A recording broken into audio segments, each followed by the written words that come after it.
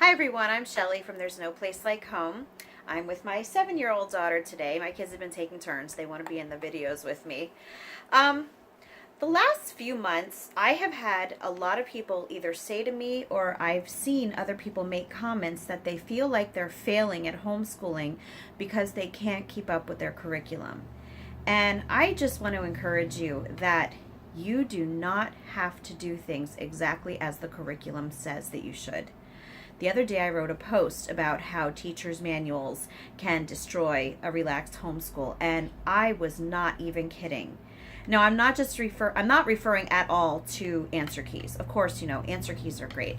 I'm referring to those teachers' manuals that actually tell you, first of all, that they give you sample schedules to go by, and then they tell you specifically how you should approach something every single day. Now, I want to tell you that a lot of the schedules that they give you in teachers' manuals are completely unrealistic for a homeschool.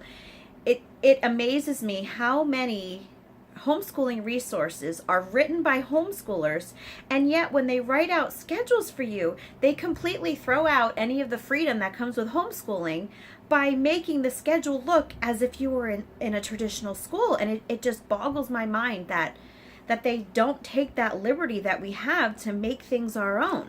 And I'm going to show you an example of this. Now, I love Kona's curriculum. It is my favorite curriculum. But even this is, I'll show you. All right. This is an example of how they say, now of course they don't say that you have to do your homeschool day like this, but a lot of people, especially new homeschoolers, look at the schedule and they think, oh, well, I have to do things like that if I'm going to do it right. No, you don't have to do it that way. So here's an example though of what they're telling you. So they say that for kindergarten to 3rd grade, you should do phonics from 8 to 9, okay? My kids would have a meltdown if I made them do phonics from 8 to 9, okay? We spend 10 minutes on phonics tops. CONUS reading from lesson plans 9 to 9:30. Okay, that's fine, especially if you're doing read aloud. Sometimes they might take a little bit longer. A break from 9:30 to 10, which is good. Then 10 to 10:45, math of your choice. 10:45 to 11:30, CONUS writing from lesson plans alternated with a speller. Break from 11:30 to 12, and then from 1 to 3, more activities, including Bible, history, art, music, drama, geography, social studies, science, reasoning, literature, practical living, writing, field trips, and health and safety. They're not telling you to do this all every single day, but my main concern is look at the time. They have you starting at 8, going until 3. Now, I'm going to tell you, it doesn't take that long to homeschool. Not at all. And schools go about that time, but they're not teaching all of that time. So I really think that as homeschoolers, we need to get away from thinking that this is the only way that we can do our homeschooling day. I homeschool 10 kids, okay? And I'm going to tell you that I break my kids into groups. I do my first group of littles. We're usually done in about an hour and 15 minutes to an hour and a half tops. Then my second group of kids, the ones that I call middles, it takes us maybe 2.5 hours to homeschool. And then my high schoolers mainly do everything on their own, and it takes them about 3 hours to homeschool. And it does not take 6 hours. So if you have a teacher's manual that gives you some sort of cockamamie plan that looks like a school day, do not even look at it. I'm telling you, like, look at this one. It's for 4th through 8th graders, and they want you to do math for an hour with your kids. My kids would be ripping their hair out, and so would I, if we had to do math for an hour. Would you like to do math for a whole hour? Well, you probably would. You like math.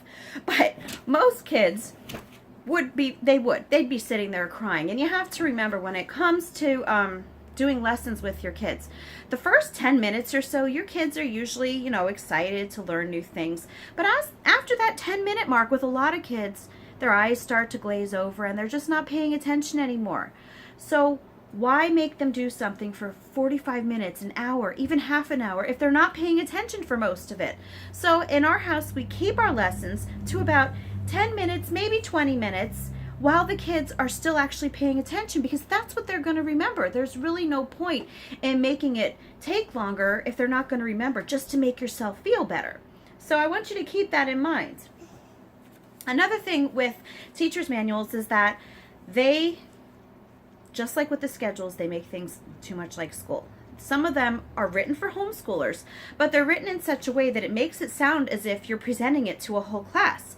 And they give you a scripted lesson of exactly what you're supposed to say to your kids, and then do this activity, and then this page, and then take this book and do that page. And it's crazy. I use a phonics curriculum, and I've been using it for 7 years. And when we first started using it, I went out and got the teacher's manual. Why I felt the need to get a teacher's manual for phonics, I don't know, because it's not like I wouldn't know what the answers were in the book. It's just phonics. If I didn't, I probably shouldn't be homeschooling.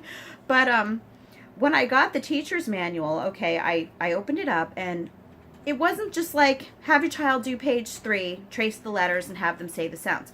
No, it was, have your child trace the sounds on page 3, cut out these flashcards, have them write it 3 different ways, then take out leveled reader B, and then go to page 12, have your child read that, and then after they're done with that, have them write a sentence out of this. It was nuts. It was crazy.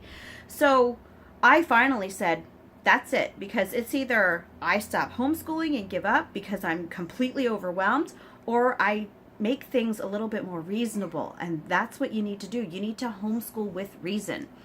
So I actually threw all of my teacher's manuals out, and I'm not even kidding. Like, I thought today, in preparation for this video, I thought that I might be able to find a few to show you how ridiculous they were. And honestly, I looked through all my bookshelves. I literally threw every single teacher's manual away. They're such a waste. The only teacher's manuals that I have found to be helpful are the Beautiful Feet manual, because if you look at it, this is, for example, lesson 7. Read chapter 6. It tells you 2 questions to ask your kids, and then it just tells you glossary words. That is my kind of lesson plan. And you know what? That's what kids are going to learn from. They're not going to learn from an hour's worth of all kinds of busy work that you're insisting on following because your teacher's manual says you should. So, Beautiful Feet manuals, definitely worth it. The only scripted lessons that I follow are in Teach Your Child to Read in 100 Easy Lessons, just because they tell you exactly what to say. Because if you would just look at it, you would have no clue what you were doing if you didn't follow the script. But the script is really manageable, and it doesn't take forever. These lessons take about 20 minutes, maybe 15 minutes. Actually, my son's reading so well. He's literally done with this in like 5 minutes now. But yeah, there's scripted lessons, but it just takes a few minutes, and it's not busy work. It actually helps them to learn. So I just really want you to keep in mind, when you're getting your homeschool schedule for next year, think to yourself, do I really need the teacher's manual? Yes, answer keys are great, especially if it's, now for phonics, I don't even think you'd need an answer key, or spelling. Hopefully you wouldn't need an answer key for that. But teacher's manuals, no. Just, they're not necessary. They're a waste of money, and I'm telling you, all they're going to do is get you upset and make you feel like you're not doing enough. And you are doing enough. You have taken that step. Even if you spend an hour doing school with your kids, they're at so much of a bigger benefit than if your kids are in school in a class of 30 listening to a teacher drone on all day long about stuff that they really don't care about. I'm telling you, don't sweat it. Don't use the teacher's manuals anymore. Don't do that to yourself. You're doing great. You have a great day.